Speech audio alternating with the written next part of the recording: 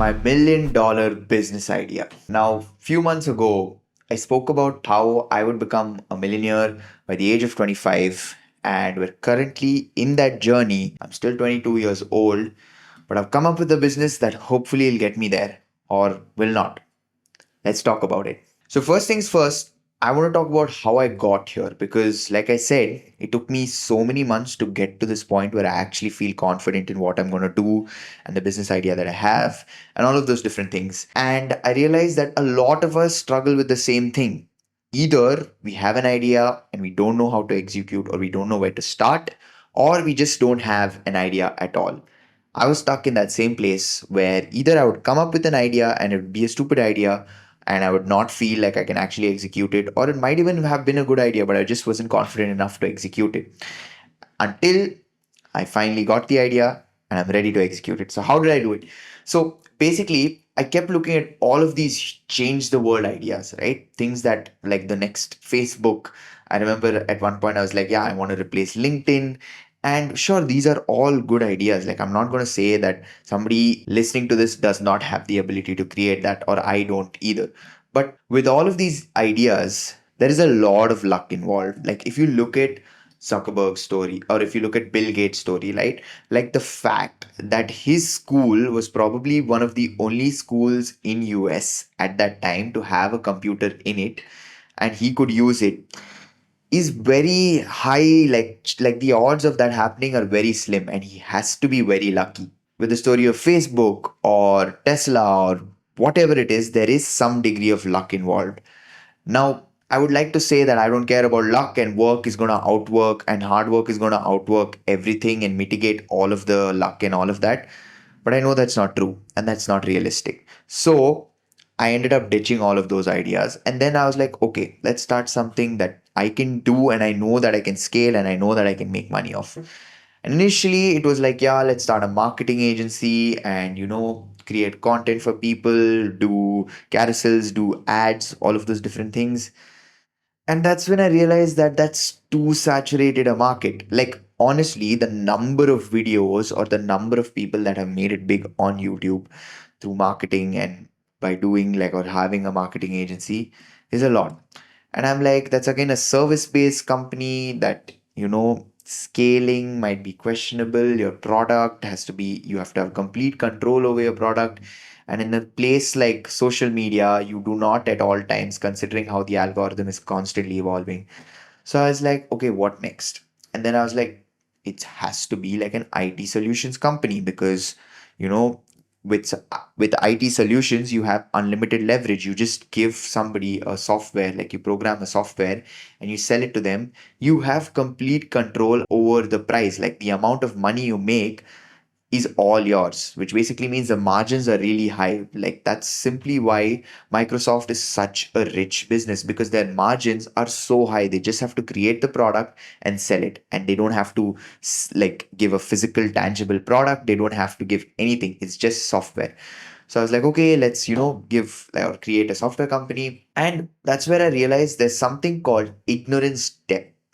Now, what is ignorance debt? It's not a new concept. It's something that Alex Hermosi, if you guys haven't checked out his videos, I'll have his link down in the description below. But he speaks about ignorance debt and starting a business. And it's basically this concept where when you're starting out any business, you have to know that there is a lot of things that you don't know. Like when I'm going to start out a business, I know I'm not going to know about costing. I know I'm not going to know about financial structures. I know I'm not going to know about people management and all of these different things, right? So when you're starting out a business, you want to mitigate the amount of ignorance debt that you have to pay. For example, if I were to start a software company, I'll have to learn how to code, which I'm currently doing, but I have to learn and like be good at it, or I would just constantly fail at creating a product that is deliverable or that can be used by somebody. That means I'll have to be very well at coding, and then I'll have to know how to test. And I don't even know all of the different categories of coding that has to go into coding to create a product. I vaguely do from speaking to some people, but that's about it. So I'd have to go through all of these to actually be able to sell coding solutions. And by that time, either I would have burnt a lot of money or I would have created a bad brand value and bad reputation for myself, which might slow down my growth in the long term perspective. So I was like, okay, coding is out of the way because yes, I find coding enjoying and I want to continue doing and learning it, but it's not something that I can start a business of, not right now at least, not with the resources I have. Because if I were to start a coding business, I would have to hire somebody that's probably the best in the market. And to hire somebody that's best in the market, I don't have enough funds. So right now, that's out of the picture. What next? Then I'm thinking, okay, what else can I do? What else can I do? What am I doing right now? What am I good at? I'm good at design, I'm good at art, I'm good at communication, I'm good at storytelling to some extent at least. So then that got me thinking, like, okay, look, there is something here. And for those of you that have watched my previous videos, you probably already know some of it, like you know what this idea is. And it's basically this painting company where recently one of my family friends, they hired us to do this mural for them. And it was a simple mural. They asked us to make like Radha Krishna. It was about a 9 by 5-ish feet size wall. And it was really good. It came out really well. We delivered to the client. They were happy with what they got. And funnily enough, what happened with this painting is just a few weeks later, somebody who visited that house saw it and was in absolute awe of it. And they were like, can you do it for us too? Now, something that a lot of entrepreneurs talk about is product market fit and testing, right? You, like I've spoken about before with Netflix, with the CD thing, for those of you that are new to the channel, basically the Netflix founders, before they actually started Netflix, which started out to be a CD rental business, not the platform that you know of now, but they took a CD and they put it in their like post box, and they put it like, they packed it up and they put it in their post box and they sent it to another friend's house, and they realized that the mail reached by the next morning itself, and that's how they realized that this could actually work, like this could actually be a product. To me, this was sort of like an eye-opening moment when I realized that this is a product, because look, you did it, and without any marketing, without any like sales, without any communication to this person that yeah, please share it to others and tell them that they can also get it done, another person approached me and they were like, look, we want to get this painting too. So that's when it hit me, like it's right there. I have decent knowledge about how painting works. I have pretty good knowledge, I would say, about design and aesthetics. Ignorance debt is out of the way. And it's again not something so huge that it's like a change the world product. It's very much that something that I can control and have control over. Now, if I didn't make it clear already, it's a painting company. But it's not just that. There's more to it. So let's talk about the business side of things. So now that I helped you get an understanding of how I figured out what my business could be or what that I probably should start out with, let's talk about how I plan on going about things. Okay, so something that a lot of VC guys and a lot of people that invest in companies and even on Shark Tank and all of these different places, they talk about TAM. Now, what is TAM? Total addressable market.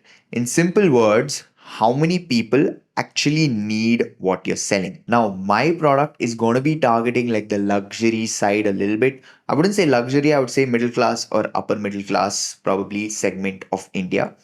And obviously, the first thing that has to go into murals in people's homes is that they need to own the home. So, the luxury real estate market accounted for 41% of total sales in the first half of 2024, up from 30% in the same period in 2023. So, that alone should speak for how this addressable market is growing, and it's something that is right there. And everybody knows it, like, right? Like so many more people are buying right now, even though to some degree I don't agree whether it's the right thing to do or not, but people are doing it. Everybody's buying a house. Everybody in our circle, in my circle at least, either owns one or two or maybe even three houses. So that being said, there is a market for it. Now let's talk about my business itself. So the way I see it, there is three fundamental things from where I stand right now that I'll have to manage or handle in my business, right? And I've again dumbed these things a lot so that it's clear to everybody and everybody can understand. Now, the first thing is product management. The second thing is capital management. And the third thing is lead generation. So let's talk about this. Now, Product management is basically the deliverable, like the painting that we do in somebody's house. And for this thing to work, the product, the quality of the painting itself must be subpar. Like people must be in awe of it. I get to reasoning with why that has to be the way it is, but the product quality has to be top notch. Now, the second thing is trust. See, in this segment, right, with what I'm working with, I have to deal with two customers basically, in a way. So the first customer is the end user, the person whose house I'll be painting in. The second customer is the artist. I can't go to every house and paint because painting in itself is mitigating some sort of leverage. Because by leverage, I mean how much of the business can function without me actually being involved in it. Not a lot, because painting, there's always somebody that has to do the artwork, there's always somebody that has to apply the paint, which is something that I want to figure out in the future, find a better way to leverage that. But I do also want to upskill artists and give them a platform to sort of grow and express their creativity. So there's the artist and there's also the customer. So it's very important to build a really good trust system with not only the customer but also the artist. And the third thing under product management is brand name. Now I plan on doing a lot of tiny branding details that might not be very evident to a lot of people when they first notice my brand, but it's just going to be subtly put in there just so that people notice it, and it's creating brand awareness and face value and all of that different stuff. And yeah, I'll go into more detail as and when we progress with things, but that's the third thing with product management. Now, the next thing, which is capital management. A lot of businesses in India fail, a lot of businesses in the world in general fail because they do not know how to allocate funds and they do not know how to manage funds. Now, I can go into top line, bottom line, and all of those different things, but I'd rather just explain things to you in the most simple way possible. Basically, this business idea that I have is a high margin business, meaning that the cost that it will take for me to get the painting done and the amount of profit, which is the amount of extra money after paying the artist, after paying for material, after paying for travel, after paying for all of these different things, the extra amount that I make is the margin of the business. And that is usually pretty high from at least the past two projects and the next project that I'm going to be working on. And that's simply because, again, if your quality is good enough, people will be willing to pay the price. So it goes back to that. All of these three things are a circle. You'll see in a second how they all function together. Now, there are two more things that I'm going to be doing to execute this whole business. And one is basically a smaller, a simpler product, which is going to be corporate paintings, right? You see paintings in offices, you see paintings in schools, and in all of these different places. That is basically the smaller product, which is going to help sustain the bigger product. Now, why the bigger product needs sustaining? Because the bigger product is basically me painting people's stories and experiences as an illustration in their wall. Not a lot of people know the beauty of this and the importance of it, because you can share like your story, you can have a great conversation starter when somebody comes home, and just for you to just notice it every day and think that, wow, I actually did that, it can be a very exhilarating feeling. And again, this this idea, there is no need for it. People don't know that they need it, so there's no necessity. So I need to create that necessity, and whenever you have to create necessity, it's usually a long and patient game. You cannot just do it like that and have people immediately go like, yeah, I need this in my life right now. So to sustain that model, I need something on the base that will help me sustain my business, and those are corporate paintings. Corporate paintings are not going anywhere. People want paintings at their office simply because it's like office value and all of those different things. So hopefully these two models will help me manage my cash flow. And for those of you that don't know about cash flow, it's basically how you move money inside of your business and balance things out. Now, the next thing is lead generation, which is something that I'm honestly the most excited about in this business. And I think in life in general, right? Even with the current job that I have, marketing and sales is something that really excites me. And I just feel like it's probably going to be my strongest asset. I have been constantly thinking about how I can make this the most marketable and the most sellable idea. And well, I already explained to you the best way, or proved to you that this idea will work because of how it's shared without me having to even do anything for it. Like I got another customer without me having to market, without me having to tell them like please share to others or without me having to create any content. So word of mouth is the first and most important form of marketing that is going to be happening in this business. How word of mouth?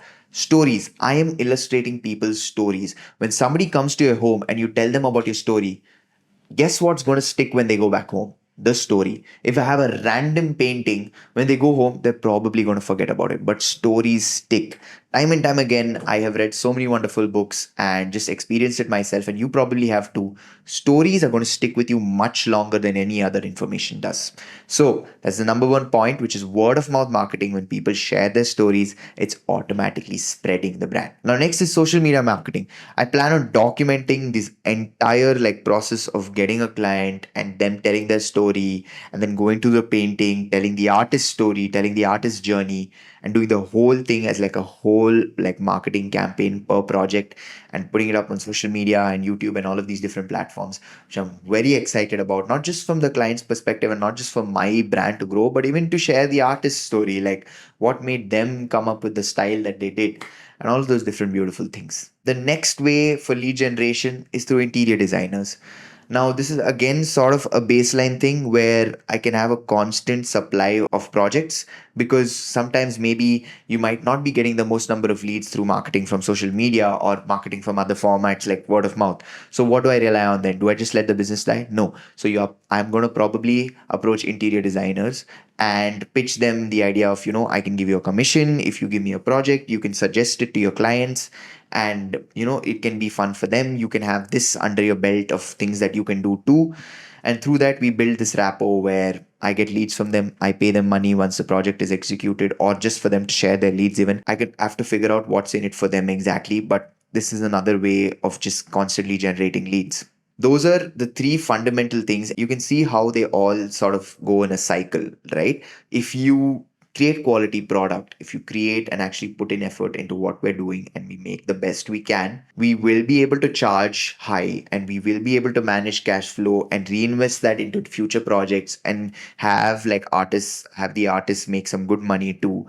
And when the artists and our product and we're able to make good money, we can create more leads by creating more social media content and spreading the word and just generating more leads through it, like I said, interior designers and other such places. So, and then again, that it just starts the cycle again. I hope I sort of drew a clear understanding of how things might work out. And again, I am going to be frank with you, I'm not too sure whether it's going to work out either. Like with most businesses, the probability of them failing are much higher than them actually succeeding. But that's the exciting part of it. I am going to be very transparent with you guys. Like, failure is something that I strongly believe in, and I keep preaching about it. And I just want to like you guys to know that it's part of the whole process. So even if this does fail, like look, just me sharing all of this is stuff that I've actually researched and learned and thought about. So that's already a learning curve, which is not linear, but it's still something. So if you're out there and you're thinking about starting something and you don't know where to start, then just, I don't know, there is some sort of assurance in assurance. The chance of it failing being huge is something that it just takes a weight off your shoulder. Like, you don't have to burden yourself so much. And I know in my previous video I spoke about me becoming a millionaire at 25 and stuff. To be very honest with you guys, like real talk, I don't know if that's going to happen.